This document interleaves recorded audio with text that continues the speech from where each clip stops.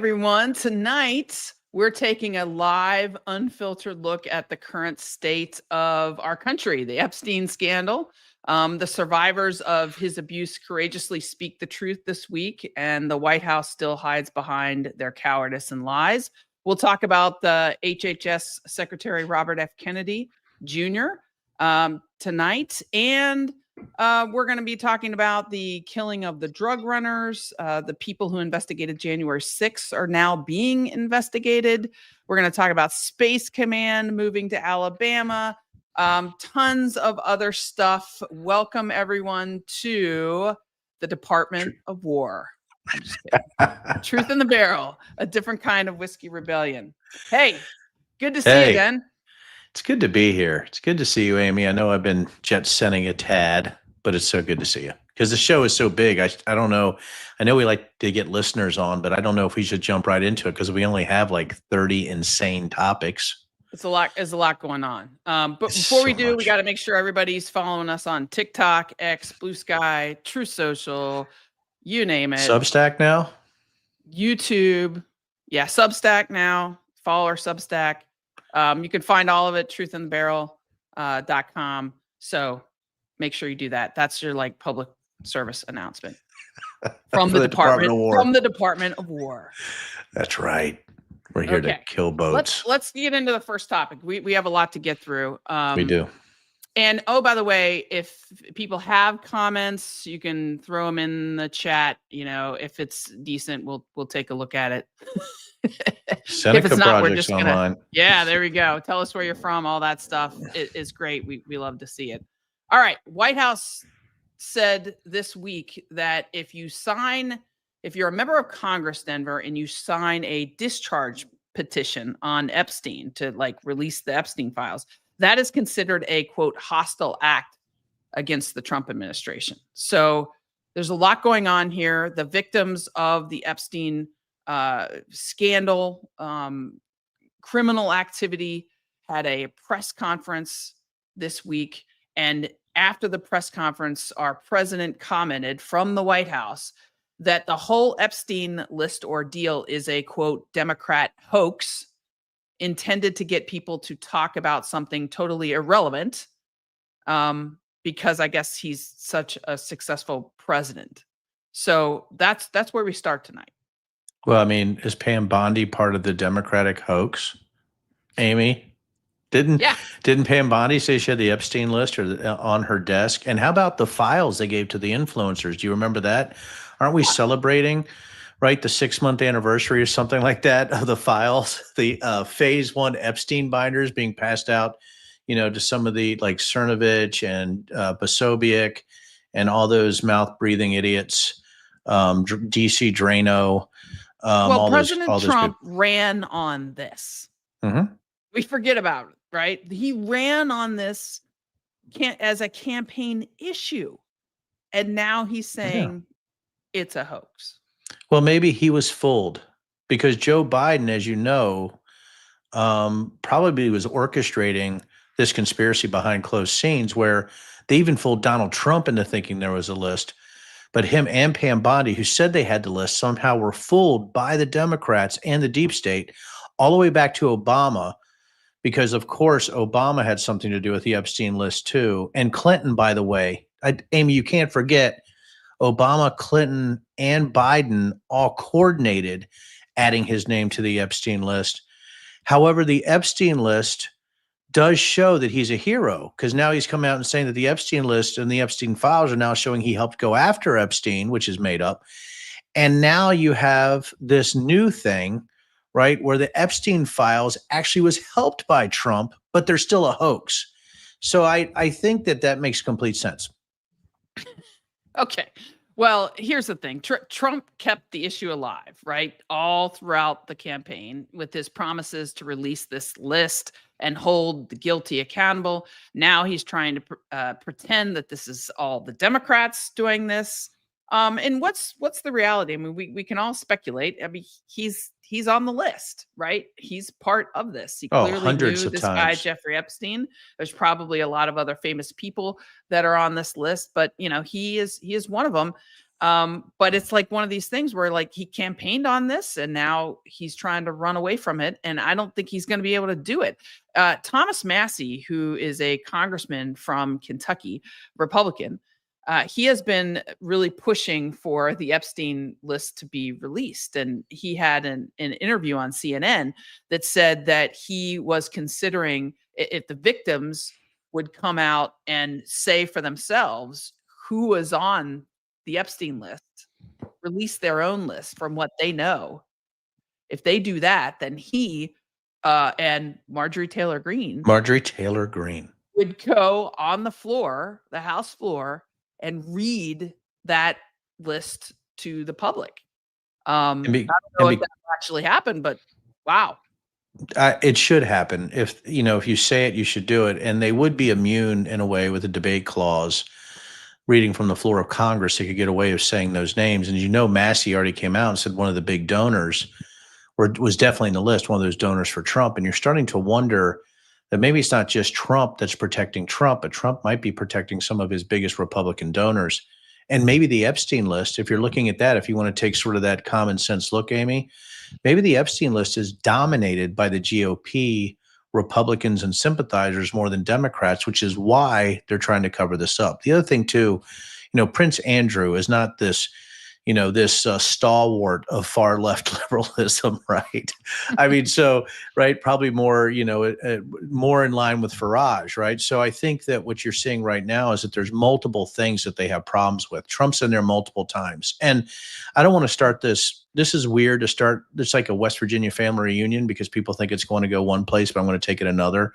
But this is like a West Virginia family reunion where I don't know, it's your reunions, Amy, because I'm West Virginia a lot too. You know what I mean? I know you're Kentucky, but we'd always have a little prize if you could guess the number of beans in a jar. Okay. I don't know if you, yeah. So, there'd be that. Yeah. You know what I mean? Guess the number of beans. It's the same as guessing the number of times Trump is in the Epstein files. And I have a number. I'm going to say 458.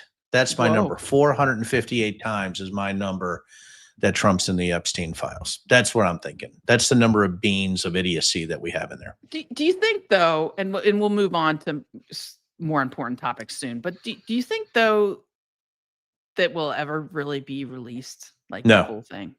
Nope. Nope. And, they did and here's the reason, Amy, they did that thing where they wanted to release the grand jury records, but that's not going to happen. That those are sealed for a reason, right? To protect those who are actually. I get that. Yeah. So they did that and like, oh, look, the judge said no. Well, of course not. I mean, that's actually rule of law. That's precedent going back to who knows how far. Now they're going to keep retreading the same documents that have already been released. And then they're going to say they're protecting the innocent while saying it's the Democrats that had the fake list and they're the ones who are the actual pedos. And what it comes down to is that whatever is in the Epstein files about Trump is really, really bad. And I know we have listeners. I'm not even joking. It's really bad. And I hate to say this. I don't want to go from a democracy to a pedocracy, right? Where we're actually protecting pedos and things like that. Would you pronounce a pedocracy? Pedocracy, a pedocracy? But I don't want to go to I don't know. I don't want to go to a pedocracy. And I feel like we're going that way, especially when he said that anybody who signed on to the legislation with Massey were hostile to him, right? And to the Republicans. It's just insane to me. Yeah. And really just that line in there, take the Epstein part of it out, but that line in there that says that any member of Congress that signs on to any piece of legislation is hostile to the administration. I mean, it's like, what? Who are you? You bloviating fat rhymes with luck. I mean, it's called our democracy. They are the Congress. They're an equal branch of government. You put people put legislation up and sign on to legislation all the time. Anyway, I digress. We have a lot going on in the public health sphere. Okay, just this week and really in the past couple of weeks. There's somewhat, I would consider, chaos at the Center for Disease Control right now. 7 of the past directors of the CDC have written an op-ed saying that RFK Jr., who is the head of Health and Human Services right now, he's a member of the cabinet, in Trump's cabinet, that this man is actually hurting Americans. It's somewhat unprecedented op-ed. And not only that, but there's been a letter with over 1,000 HHS employees. They wrote that to RFK Jr., kind of sounding the alarm, saying that, your leadership, Mr. Secretary, has put the health of all Americans at risk, and demanded his resignation. The authors of the op-ed were directors from Democratic and Republican administrations. So that in itself is news. And then, of course, you had the hearings today in the Senate with RFK Jr. Did you see any of that? Mm-hmm. Yeah. I mean, he couldn't answer basic scientific questions. But you know what I also saw, Amy, is that the far right was touting that he did so well because he's fighting big pharma. Now they've changed this back to this conspiratorial line, but he was, and I got to hear the weirdness, the heavy breathing that he was doing and things like that. I actually went and watched some of it, and he's got issues. And to have a hoodoo witch doctor in charge of HHS, I think is not a great look for the United States, but I also think he has probably health issues. I also believe that the far right's going to have a tough time with this. He's got to go. He's going to kill people. And there's going to be a lot of people dying. It's going to be children because, there's an ignoramus type of line going on right now. It's sort of metastasized. We talk about metastasizing pandemics. Right now it's stupidity and ignorance. And this administration is really, I think, perpetuating that pandemic. Yeah. I mean, it's not funny. And we are weakening our country and our people against cancer, against heart attacks, against lead poisoning, against measles. Just before we came on, I watched a clip of a Republican senator who was on CNN with Casey Hunt, and his argument is that only non-citizen kids can contract measles. I mean, what kind of level of galactically stupid are we right now? It's just going to hurt people, and it's based on this flawed research, unscientific people that are now leading what was once the world standard of public health in terms of agencies in the CDC and in HHS. It's terrible. But Amy, Mark Wayne, I know Mark Wayne Mullen pretty well. Some of my people went to work for him when he went to the Senate, who used to work for me a long time ago. When I first met Mark Wayne, he seemed like he was marginally sane. He was in the House then. He wasn't in the Senate. And so to watch him now, it is the same as I've seen with a lot of my other former colleagues who I thought were sane have completely, gone over to the side of, of a cult. And that cult, people want to say the Trump cult, but it's like the cult of Elmer's glue. I mean, I don't know if they sniff it every morning or what's going on, but also I don't know how you could be so critical, Amy, because Mark Wayne did do the Bobby and Pete push-up and pull-up challenge. Congrats. So I don't know how you could be so critical of somebody so studly as to have done that. Yeah, it's sad that's the measure of leadership. How many pull-ups can you do incorrectly? I might add, incorrectly. But hey, realistically though, this is really important. When you cut funding for the CDC, when you take out and fire the experts, when you come out with bogus claims about vaccines, it hurts Americans. It hurts rural communities. It hurts children. It hurts families.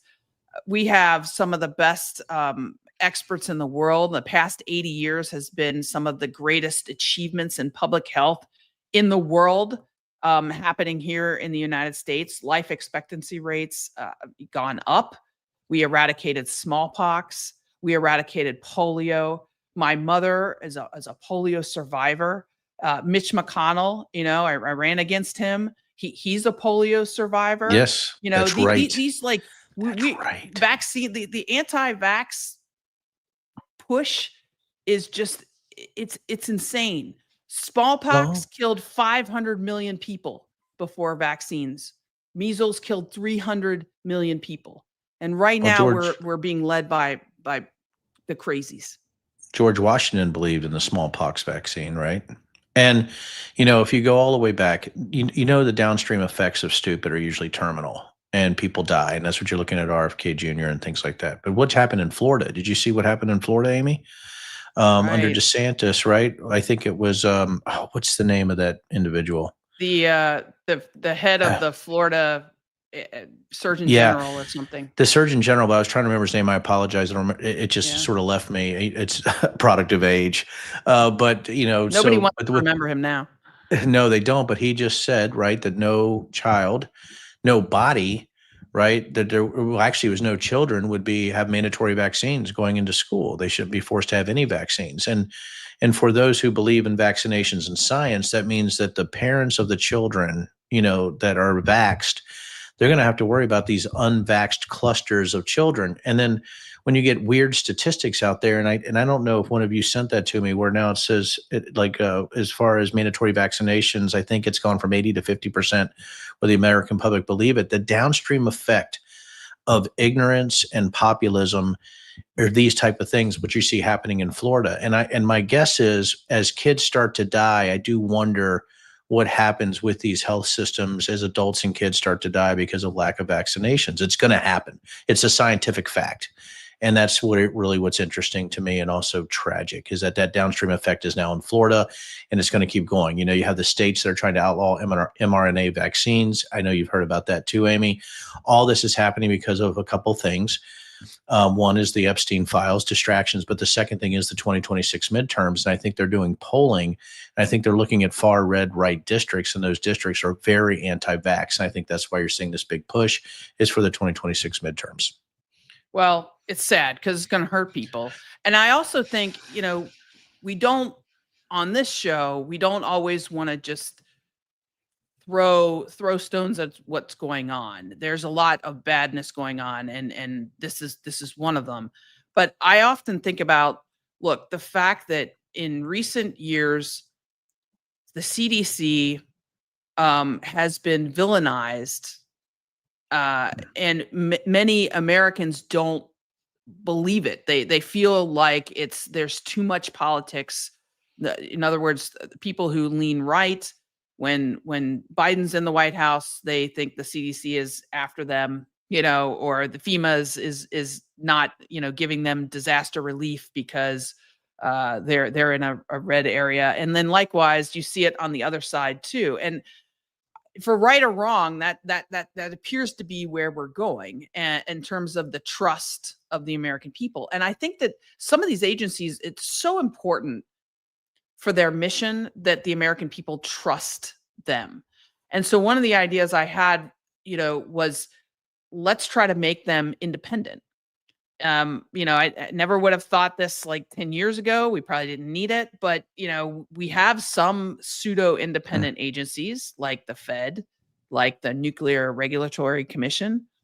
And maybe we need to do that for the CDC. Maybe we need to take it completely out of the hands of the executive branch or the president being able to fire people or tinker with people, and have that be its own independent agency where it can have actual experts that, aren't going to change what they say based on the midterms.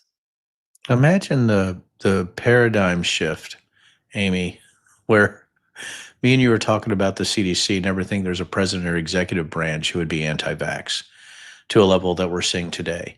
And I know we had talked, there's so many important things that we have to cover, in this live show. And I know that people are excited to be on here. But what really, really scares me, Amy, is where does this go from here? It's not going to get better over the next 3.5 years with Trump in the White House. And I think you're right about an independent CDC. But how do we even get that across the line, with a Congress that's Republican dominated right now? And I think that's the big fear. I mean, I shouldn't say Republican dominated. Couldn't do it right dominated, now. but You'd have to do it in the future. You'd have in to the have future. smart people in office that say Well, enough is enough. And did you just say I smart know, people in I office, know. Amy? But that's what we have to do.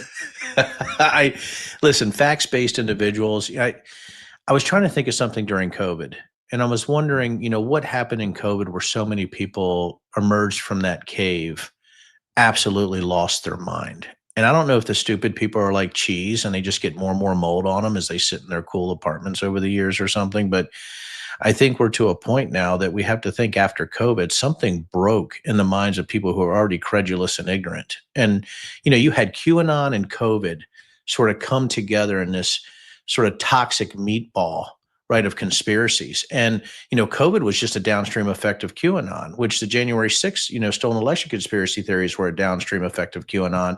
Then you had COVID and the anti-vaxxers, which were before QAnon. But again, there's this permission structure for crazy. And if the sane and those who believe in reality don't fight back, we're going to be in a place that's so dire and awful in the next year, based on health, based on the economy, based on foreign policy and politics, based on, illegal maneuvers, right? And based on us doing stupid stuff like, are we going to change the name of every single organization, every single department in the United States, which I know you want to get to. So, I mean, we have crossed the Rubicon into insanity. Yeah. Well, we're gonna get to the Department of War, but there's a couple more things I want to talk to you about before we get there. The January 6th committee is so Yeah. just this week, the House of Representatives, Republican House of Representatives, created a subcommittee Yes. to investigate the subcommittee. the subcommittee, this term of the House of Representatives, to investigate the subcommittee from the last the House of Representatives that investigated January 6th. Yeah. And get this, Denver, I want to get your take. This new subcommittee is led by Representative Barry Loudermilk. Former Air Wasn't Force. he the guy who gave the insurrectionists a tour the day prior? Am I remembering? No, gosh. So there's a lot here. Got a lot to unpack, Amy. I don't know how far you want to go on this. So Barry is a former Air Force cyber guy. Actually called me after I left the committee for help on the security portion of it. Long, long story, but I had a lot of Republicans actually wanting to work with me when I thought they were fairly sane. And a lot of that had to do with, I was already working with Liz and Adam. Obviously, I was a senior technical advisor on the January 6th committee. So this touches me specifically, even, as far as the pardons go too. As you know, I've been pardoned also. I had a preemptive pardon from President Biden. So there's a lot of this to unwrap. The reason Barry Loudermilk is so down the line wanting retribution no matter what, and I know Barry well, is that we did know during that time, and this is breaking some news, we had no evidence, data or otherwise, that Barry was giving tours or had people there that actually had anything to do with what was happening. The only thing we knew is that specific people from his district posted pictures that they were there, right, when there weren't supposed to be tours during COVID. And that steamrolled because we had saw what Lauren Boebert did with the 1776 tweet, and others had people in the building. So when that happened, I strongly discouraged anything coming out before we had data, but they did it anyway. And I think what you're seeing right now is that Barry is bought into the conspiracy theories. There's two things happening, and two things could be true at the same time. Barry has gone over the edge. And it's hard for me because he's a financial services committee guy. He's very, very smart. But now it seems like Mark Wayne Mullen, who was never really smart, let's be honest, but Barry has gone over the deep end. He's become completely sort of he's been evangelized, proselytized, right? He's been converted into this religion of crazy, and that the January 6th was somehow FBI created, which we know is not true. So Barry has lost his mind, but he's also so angry and so retribution minded right now. So this is what's happening. But the people around him are so nuts that when they subpoena people, I think they're going to try to do things. The thing is, they're not very good at this. They're very good at making up conspiracy theories, but they're not good at going after people like me. And what's interesting, because of the phone records and the text messages, if I get up there, they're going to have to be very careful with people like me. The only person they really have to be careful with is me, because once I have the data, it's going to be awful. So there's this weird parallel going. I didn't want to go into it too much, but I had to be truthful and factual here, Amy, is that yes, there were weird things that were happening, but there were a couple of the congressional members who I talked to personally, like, what is happening? Why is this being put on me? These were just people from my district that I could get in. And we can, because we wear the pin. So that's what's happening. You have this combination of retribution, but you also have this cult-like behavior that's very hard to control, and that's a very toxic mix. Well, now this subcommittee, Denver, will have subpoena power, supposedly. But get this. Jim Jordan is on the committee, the Mhm. subcommittee, and when he was subpoenaed by the last committee, he refused.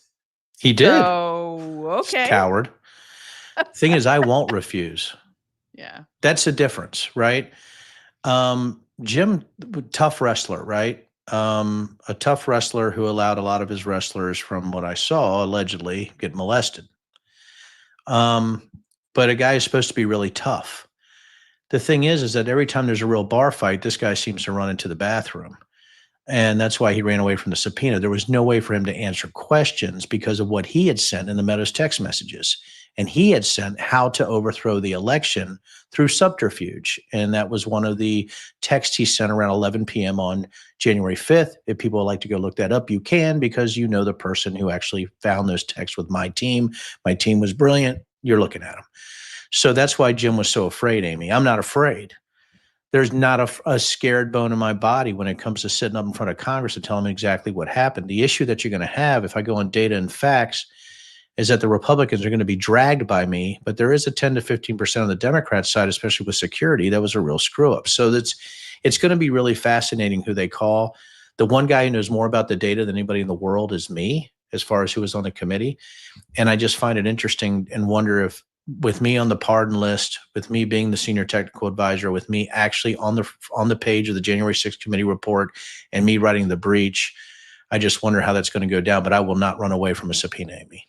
Well, I don't know what to hope for you, but I certainly hope that if they're going to spend time on this, they need to have people say the truth. Apparently, there are 3 Dems on this committee and 5, I think, Republicans. It's clear what they're trying to do, but Well, I again, wonder I also think it's a distraction from Epstein. Everything is.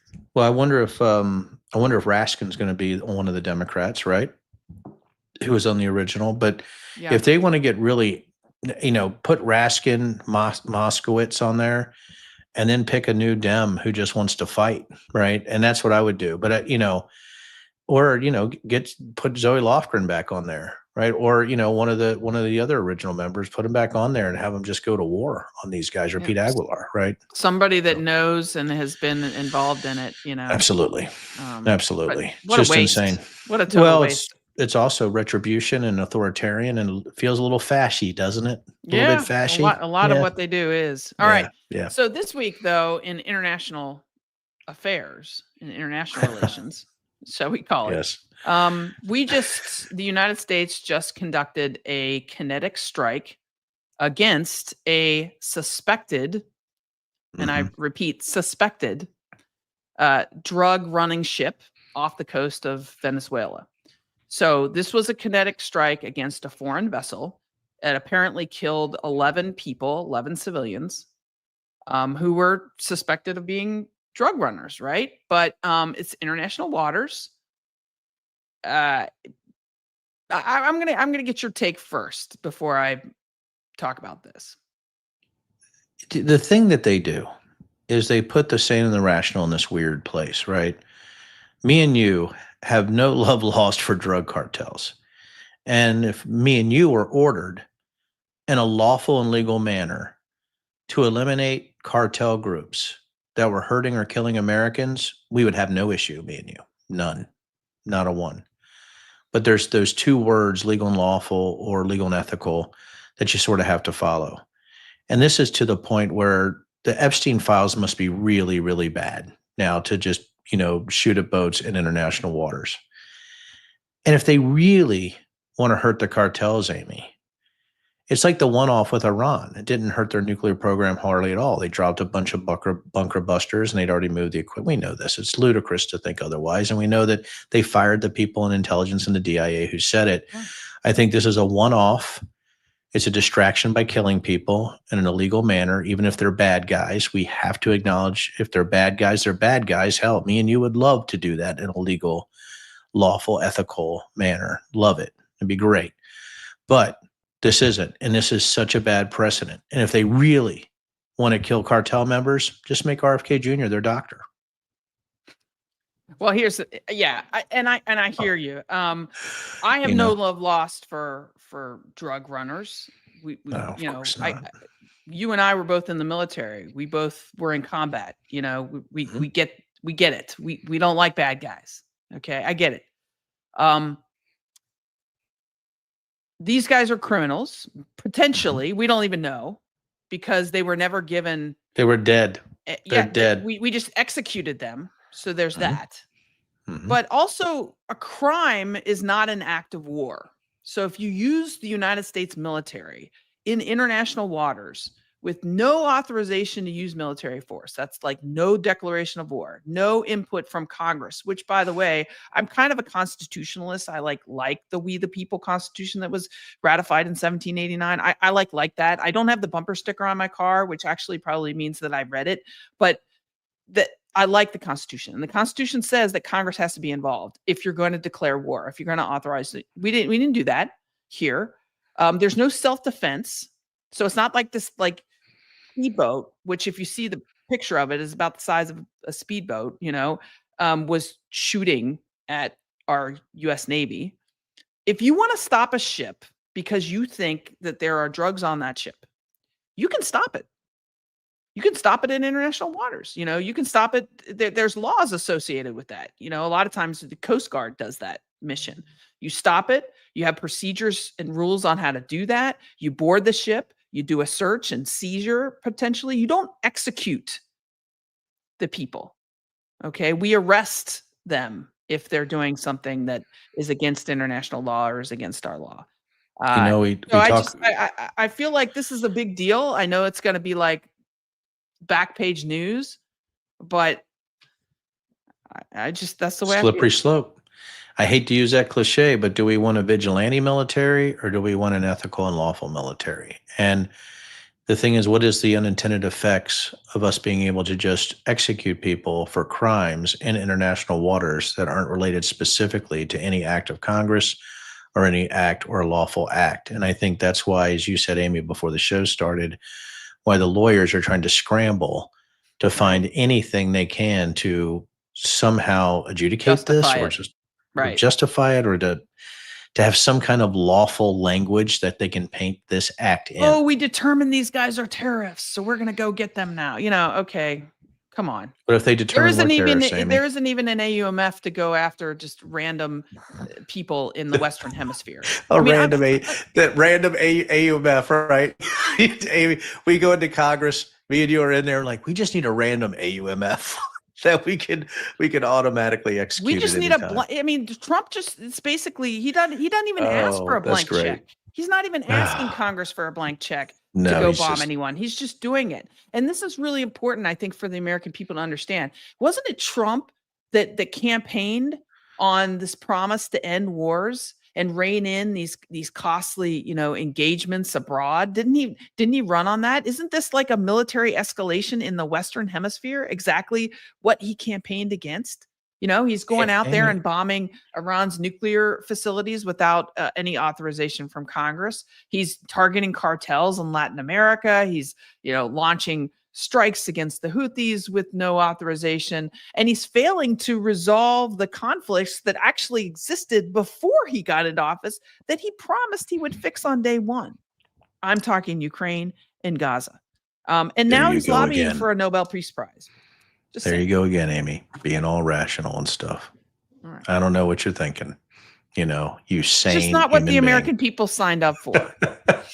I know. Yeah, I can't do a Ronald Reagan. There you go again. That sounded like Clint Eastwood, like with the cold. I don't know what that was. There you go again. Now I don't even know what that was. I don't either. I don't even know. I'm trying. What are you drinking tonight? I'm drinking some Willet. I'm drinking a Willet Straight Kentucky Bourbon, doing a rare release tonight. Oh yeah, but you can see I haven't drank a lot of it. Okay, you got to turn it a little bit so I can see. Yeah, so there's the Willet. There we go. Okay, right. Good. Yeah, and you can see here is the fill line now. Yeah, let's look good. You didn't do all that tonight, did you? No. That's over the last 2 days. No, I'm kidding. No, this is over the last year. This is something, most of what I have is what my husband gets. So I'm he's the one that goes out and buys it, which is wonderful. And then, we both partake. But this is Basil Hayden's red wine cask finish. So they finish it in the Yes. I've California not red had wine. that. It's good. Is it? It's Oh, man. really good. Okay.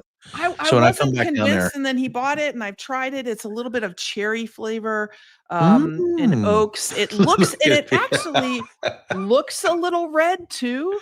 Like it's kind of just has a little It's bit of a red look. nice. It's good. Because Basil Hayden's Good. a nice whiskey. Let's be honest, right? Yeah. It's good stuff. And if they got a red wine cast finish bourbon, I want it. It's good. It says it's in select areas only, so I don't know how Eric got it. But let me ask you this before we move on. Have you? Because one of the things that Eric bought, he says he bought it for me, but really it's Okay. for I'm ready. him. Okay, let's be Okay. honest. It's one of these like smoker kits, Yeah. or do you like Yeah. those? It I depends mean, on I the wood. kind of I have to kind of be in the mood. I'm not. I don't know. I'm Listen, not really. we smoke our old fashions on our own barrel heads. So Mhm. what we do is we smoke the glass. We have a torch because what goes better together than fire and liquor. So we set our barrel head on fire, tap it out with the glass, right? And then that smoke just fills out. So we actually fill the ice as it's still smoking, and we try to get the pour and the old fashioned mix as it's still smoking, get that smoky Yeah. flavor in there. It's fantastic, but you have to have a good smoker, You have to right? know what And you're doing, yeah, a little bit. Yeah. unlike us. Well, well, how about this? How about this, Amy? From me to you. I'll come down here in the next few weeks. Hopefully we can get together. And how about I bring a barrel head, and we do some smoked old fashions. I'll make you some smoked old fashions with our special old fashioned mix, and we'll use your smoker, and we'll have some fun. How does that sound? That sounds good, because I think it's just technique, really, is to get it right. I feel like a couple times we've done it, and it's just like not been Yeah, not been it's great. not now. So But you know what? I got you. okay, Okay. Let me help you. Help me all right. help you, Amy. Okay. We need that. We need that. All right, we got a lot of quick shots tonight because there's a Okay. lot going on. So I want to start out with Space Command. Mm-hmm. Space Command is now moving from Colorado to Alabama. Yes. Your thoughts? Yeah. Peterson, Schriever, all those nice places I've been to Huntsville, Redstone Arsenal, which I've been to many times. I actually had contracts in Huntsville with the Pentagon, Amy. So I was back and forth all the time. My thoughts. Here's simply why it happened. Are you ready for this? I know this is going to blow your mind. Are you ready? Send it. Colorado's a blue state. Alabama's a red state. There you go. That's it. And they're going to spend a lot of money to translate Yeah. all those forces for no reason whatsoever than a childish decision by Petey Hegseth. Yeah. Yeah. So Your you boy. you hit the nail on the head there. It's super expensive. You're not Mhm. just moving infrastructure, which is super expensive. Oh, no, You're not moving just doing that. families. Yes, You're moving PCSing. families. You're moving like experts Mhm. in like nuclear and space engineering and rocket science and stuff like that. You're like, and they've like have homes and families and stuff like that already established, and you're forcing them to move. Okay. It's It has an impact on readiness. And uh-huh. so anyone like you and I that knows what it's like to move a family can imagine what it's like to move an entire command. You think that entire command is going to be on the ready? It's a distraction, and it's purely for political purposes. The name Space Force, I mean, it was just I don't know how you feel about it, but it's kind of a name change. Right? It was already we already had people doing the same stuff. It was under Air Force, right? It was under U.S. Space Command, right? And it makes sense to be with NORAD in Colorado. It makes sense. Yeah, I mean, I was friends with one of the commanders. It does make sense to be in Colorado. Can you imagine that conversation? Here it goes, Amy. Ready? Hey, Bob. Yeah. Hey, I know you got here 3 months ago. Do you like your house up in the foothills underneath the Rockies here in Colorado? Oh, yeah, I do. I love it, sir. It's fantastic. Well, Bob, you're moving to Alabama. That's pretty much what that conversation. Everybody right now, they were sitting in their house. They're like, son of a all of that's going on right now. And the wives like, we just PCS'd here. I thought we were coming from Mississippi to Colorado. Now I've got to go to Alabama. Well, and let's be real, you're also going, 30% of the force and Space Force are women. Yeah. Many of the men have, wives, and they're moving to a state that isn't going to allow them to have reproductive health care. And that's so a great point. that's a big deal. You have a, general, she's talking to her husband, right? And she goes, you know what? I have to make a decision whether I want to PCS or I want to get out. Yeah. And now you got some of the best people might want to get out. And I bring this up because all of this crap started with Tommy Tuberville using the military as his personal political weapon to rip reproductive rights away from women in the military. Okay. That's where this started. And Republican senators allowed him to do it, allowed him to hold up promotions within the military for like 9 months, disrupting the entire military system, personnel system. And he's now being rewarded for that crap. Yes. By this president. Yes. And Pete Hegseth. That's it. That's the only reason. There's no other reasons. No other reasons. All right. What do you do? Here's another one. We've saw this week, Denver, Vladimir Putin going to China for the big military parade with all of the other heads of state. I think giving Trump and the United States the big middle finger. President Xi of China gave this huge military parade. Kim Jong-un was there, completed with new Chinese weapons. President Modi of India, the largest democracy in terms of population in the world. Was all smiles, hanging out with Putin and Xi. And thanks, guys. Absolutely, and thanks, MAGA. Thanks, MAGA. And by the way, I don't know if you saw Modi grabbed Putin's hand. That's a huge thing, right? A huge troll move. It means that they're linked as friends. If you're in the Middle East, if you're used to that, Amy, as you know, you've been there. And but if you're with those individuals and they grab your hand and want to show you around, that's a sign of respect and friendship. And when Modi did that with Putin, that is a hell of a sign to the rest of the world. What's happening right now between those powers. And what Trump is doing in his foreign policy is he's driving our enemies closer together in a coordinated way that could be devastating to our foreign policy decades into the future. And even, our dollar is weakening.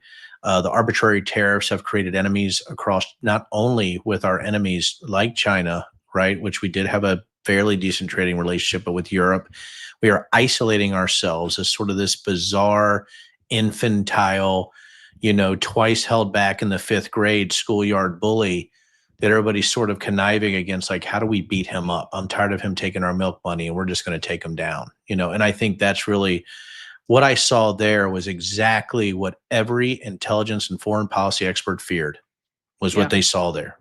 And it happened. It's bad. Meanwhile, there was just today a Financial Times article that said that the United States is cutting some of its security training with the armed forces of European countries bordering Russia. So we're like, I saw that. Yes. And sorry if you saw me glance to the right, my dog actually pushed through and my wife had to make a big save with my dog. Thank you, Christine. Pushing through the door. I was like, oh no, this is that would have been a good blooper. But yeah, what are we doing? We're running away from our friends.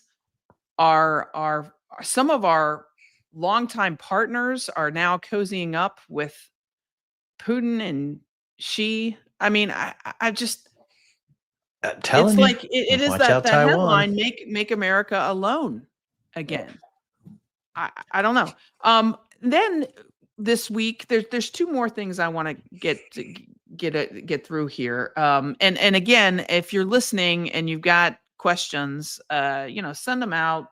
If we'd love to tackle them if we can.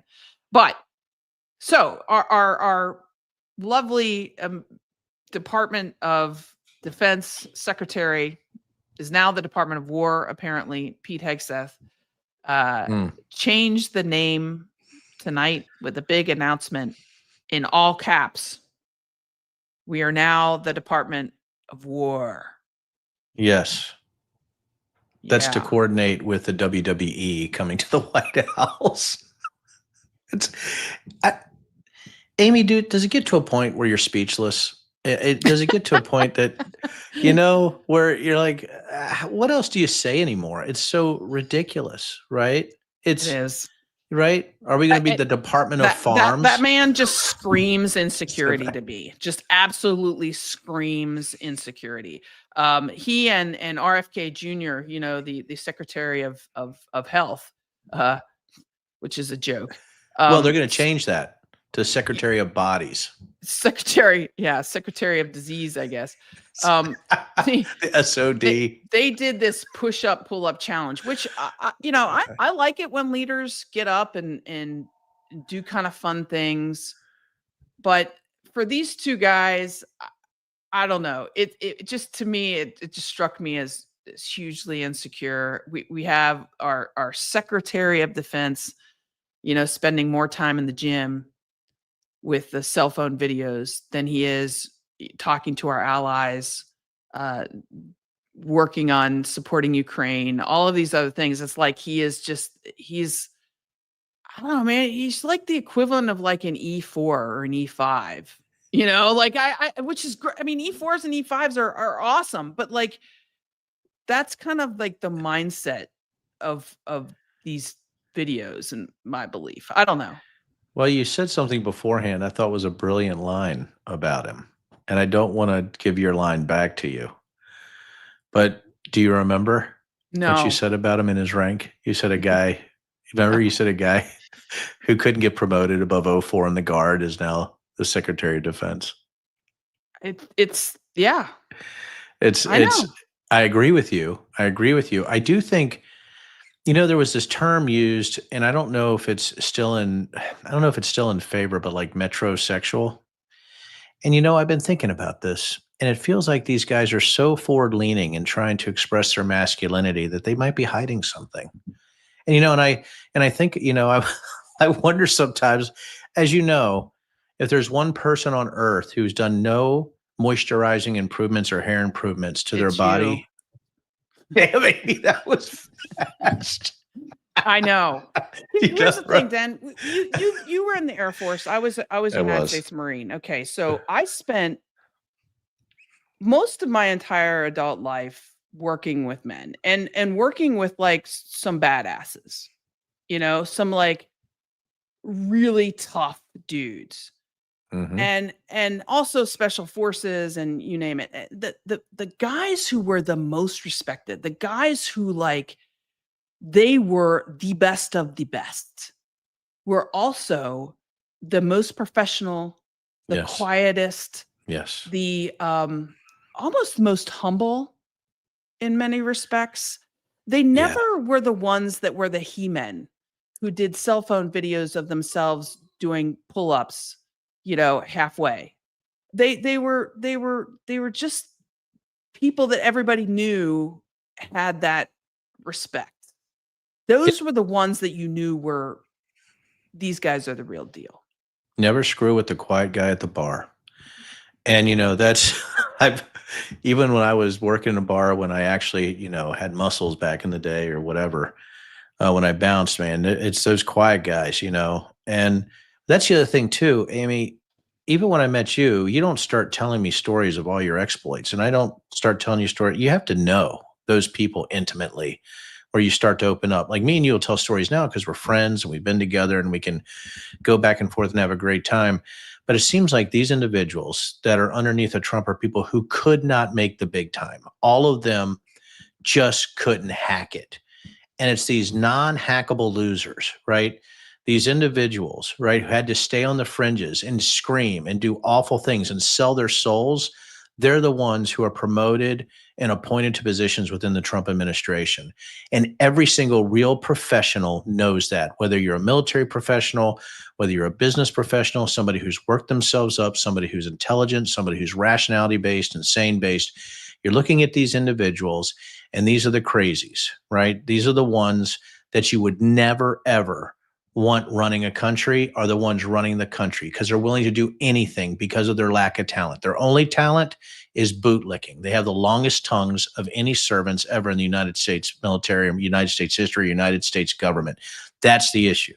These are long-tongue bootlickers, and that is the only advantage they have. So they're willing to do anything to get into those positions. Other than that, Well, I mean, I'll hold back a little bit. well, they're changing the name from the Department of Defense to the Department of War.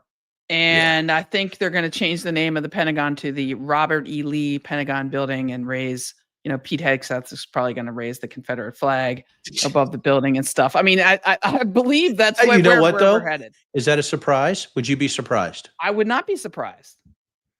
Not be surprised, right? No. A Pentagon for all. We're uniting the United States and the Confederacy.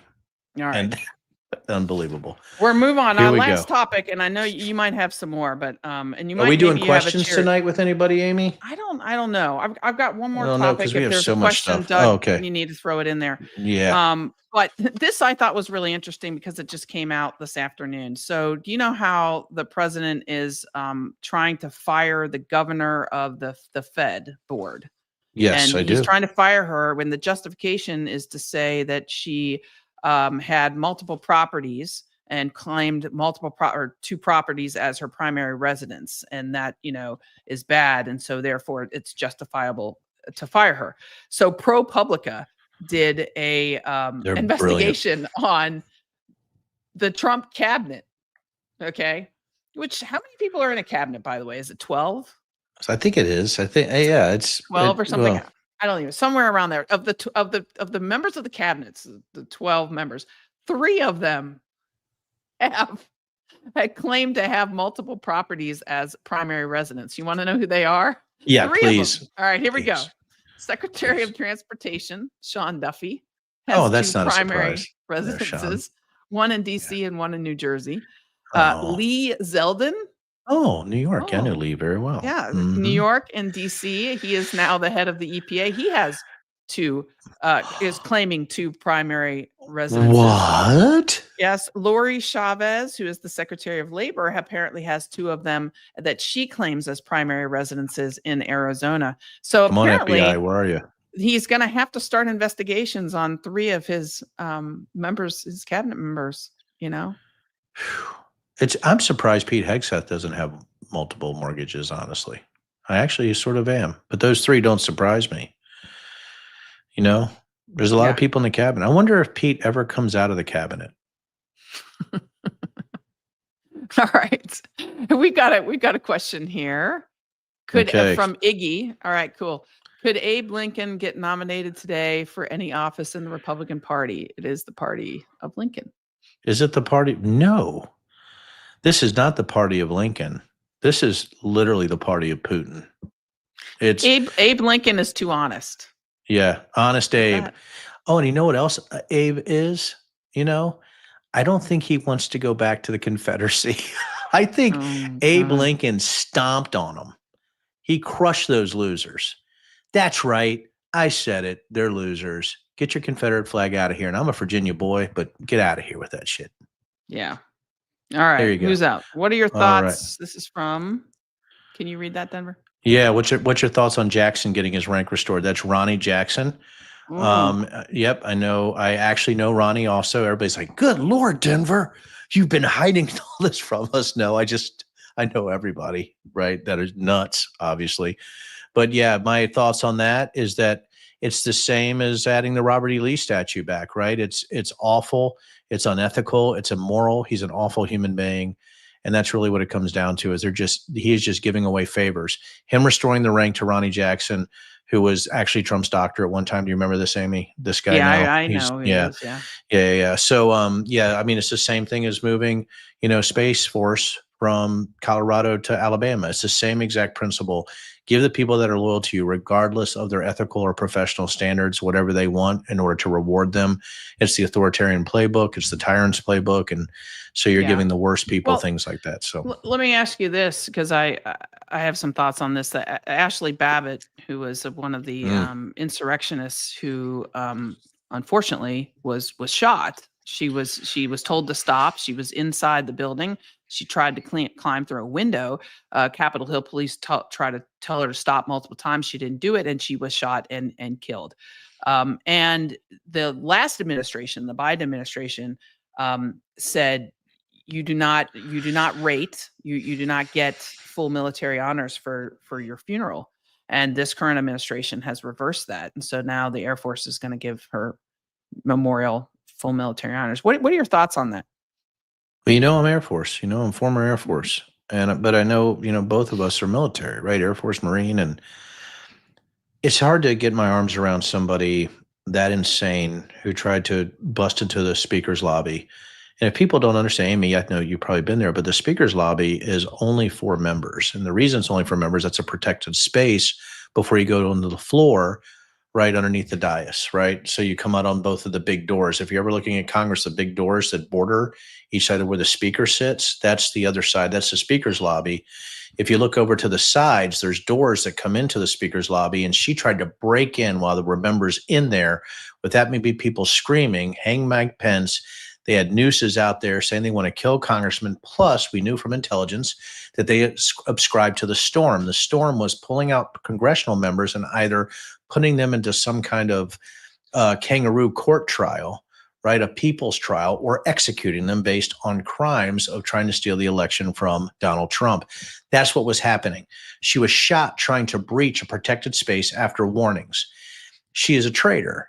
But if we're going to have Robert E. Lee statues, right, and we're going to bring the Confederacy back, it's no surprise that you would honor somebody who not only was literally dishonorable on every measure, right, but also somebody who thought that the election was stolen, somebody that insane that they would want to breach the Capitol for a conspiracy theory that was pushed by Donald Trump and his co-conspirators. And I think that's why, for me, it is so, again, like I said, I don't know when you get speechless, but this almost left me speechless, because this would be like naming the Pentagon the Robert E. Lee Pentagon. At that point, this country has left me a bit.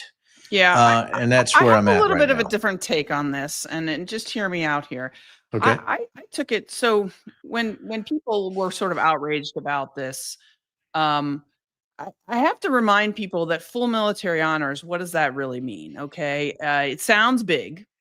It is big, right? It is big for those of us that serve. However, what it really is you get, your family gets a flag, and you get 2 soldiers or airmen at your memorial service, a minimum of 2 in uniform, in her case, airmen, that are there.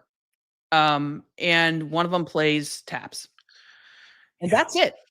That's full military honors. Now, Ashli Babbitt served honorably in the United States Air Force for many years. Afterwards, she did exactly what you just said. Okay. She ransacked the Capitol. She lost her life in the process. My feeling on it is, if you want to give full military honors for her previous service, I actually don't have a problem with that. What I have a problem with is the $5 million of U.S. taxpayer money that the Trump administration gave to her family.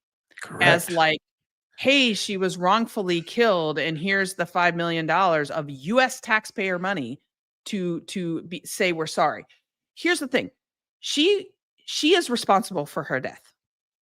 No one else, not that Capitol police officer. She is responsible for it. And for them to pay, for the US government and taxpayers to pay the family $5 million, that to me is wrong. That to me is outrageous. It is. And the thing, Amy, you're right. Full military honors, if you're not military, seems to be a lot more than it is.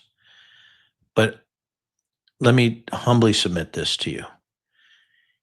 The message that he is sending to other military members, an inordinate amount of the J6ers, militia movements, and conspiracy movements that are far-right or fascist are made up of radicalized military members.